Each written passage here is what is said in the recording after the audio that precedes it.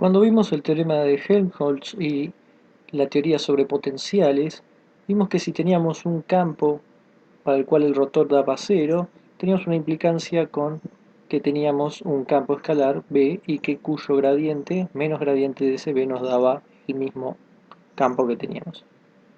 Esto lo cumplía, por ejemplo, el campo eléctrico. El rotor del campo eléctrico es igual a cero y el potencial menos el potencial nos devolvía el campo eléctrico. Para el campo magnético tendremos lo mismo, pero la otra propiedad que teníamos, la equivalencia entre un campo tenga divergencia cero, entonces vamos a tener un vector potencial cuyo rotor nos dé el campo que teníamos. Entonces, teníamos que el rotor del campo eléctrico era igual a cero y esto nos permitía introducir un campo escalar que lo llamamos el potencial, menos el gradiente de este potencial nos devolvía el campo eléctrico.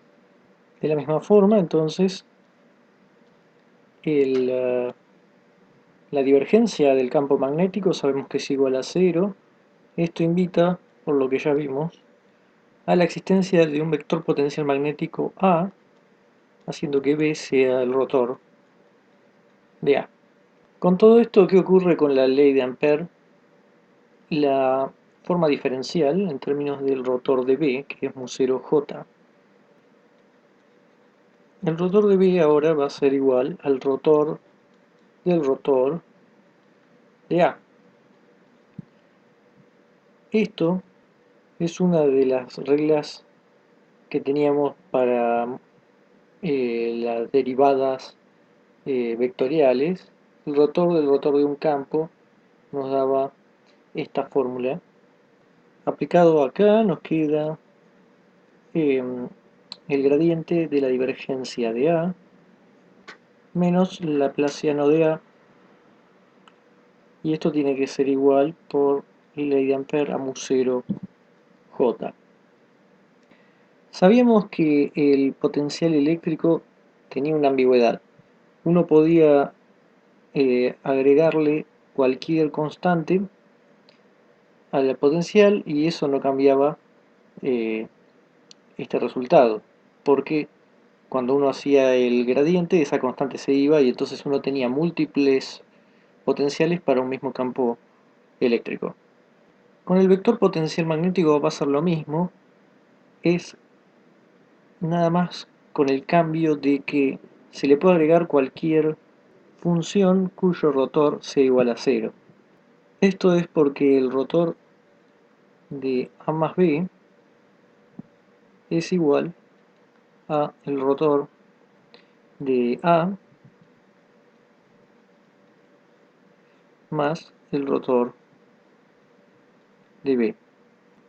Entonces podemos sumarle un B cuyo rotor sea igual a cero, recuperamos lo mismo y ambos sirven para representar el mismo campo magnético. Algo parecido va a pasar con la divergencia de A.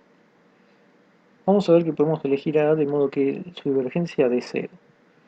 Supongamos que este A, cuya divergencia es 0, lo podemos escribir como A0, cuya divergencia no va a ser 0, más otro campo que va a ser, por ejemplo, el gradiente de un campo escalar lambda. Si aplicamos divergencia o operador nabla de los dos lados, tenemos divergencia de A igual a divergencia de A0 más Laplaciano de lambda. Si suponemos que esto tiene que ser igual a 0 y que esto es distinto de 0, esta divergencia, entonces, ¿qué es lo que vamos a tener que pedir para que ocurra esto? Si esto no es igual a 0, entonces la divergencia de A0 tiene que ser igual al Laplaciano de lambda. El menos lo voy a poner por ahora de este lado. Lo interesante es que esto que quedó matemáticamente es idéntico a la ecuación de Poisson.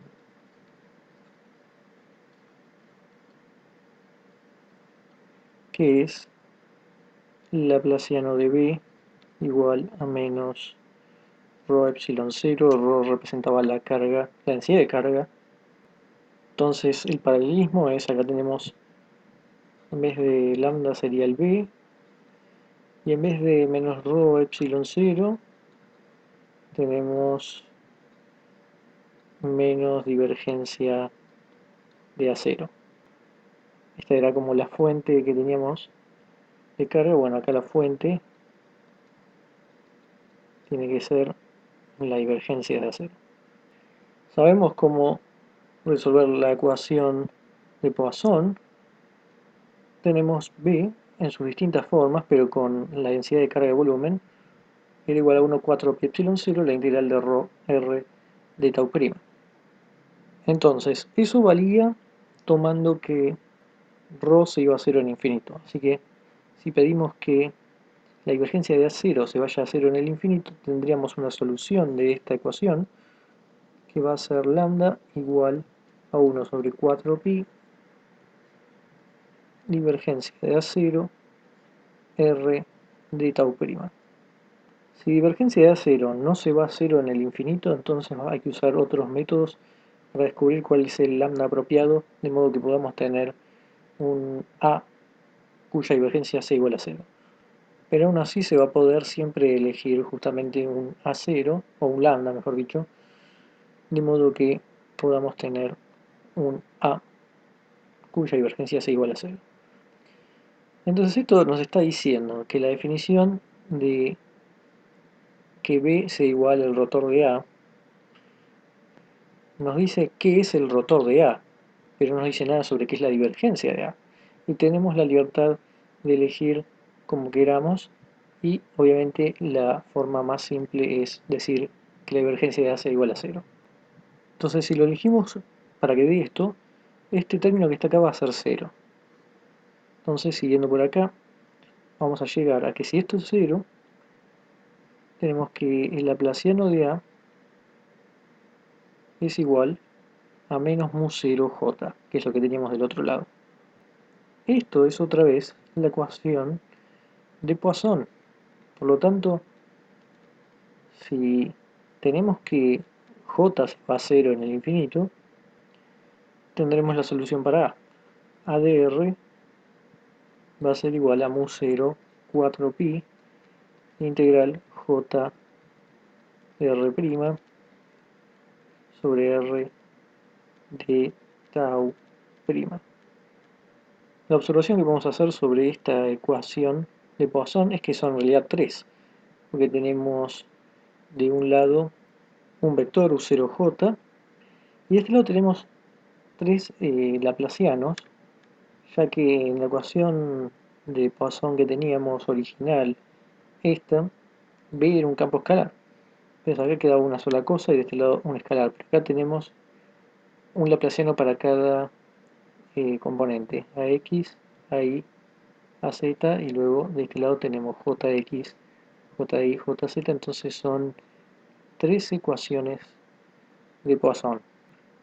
Eso era para corrientes de volumen, porque teníamos J, pero podemos hacer lo mismo para corrientes de línea o de superficie. Vamos a tener que A va a ser igual a mu 0 4pi integral I R diferencial L' igual a mu 0 y 4pi, y ahora ponemos, como ya hicimos antes, el dl' vector, sacando el módulo de I, está en la misma dirección.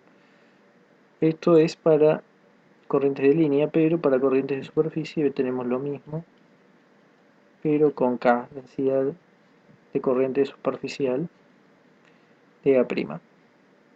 Lo mismo ocurre que si la corriente no se va a cero en el infinito, entonces va a haber que buscar otras formas. Una observación que se puede hacer es que A tal vez no sea tan útil como lo era B en electrostática. El primero, que es un vector a diferencia de potencial que era un campo escalar.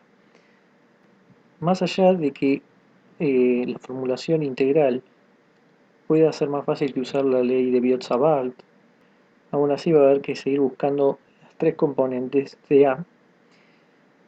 Lo bueno sería tener algún campo escalar que nos diera B haciendo simplemente el gradiente.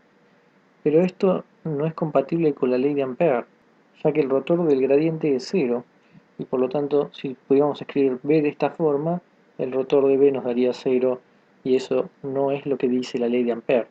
Más allá de que uno se puede hacer un potencial escalar magnetostático que sirve para algunos casos, en general, el hecho de que, por ejemplo, las fuerzas magnéticas no hagan trabajo, eso significa que A no va a admitir una interpretación física en términos de una energía potencial por unidad de carga. Eso es lo que teníamos en electrostática. Trabajo sobre unidad de carga era nuestro B.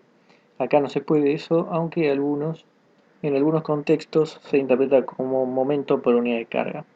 De cualquier forma, el vector potencial tiene una importancia teórica, aunque no funcione para resolver algunos ejercicios de forma más fácil que las técnicas anteriores.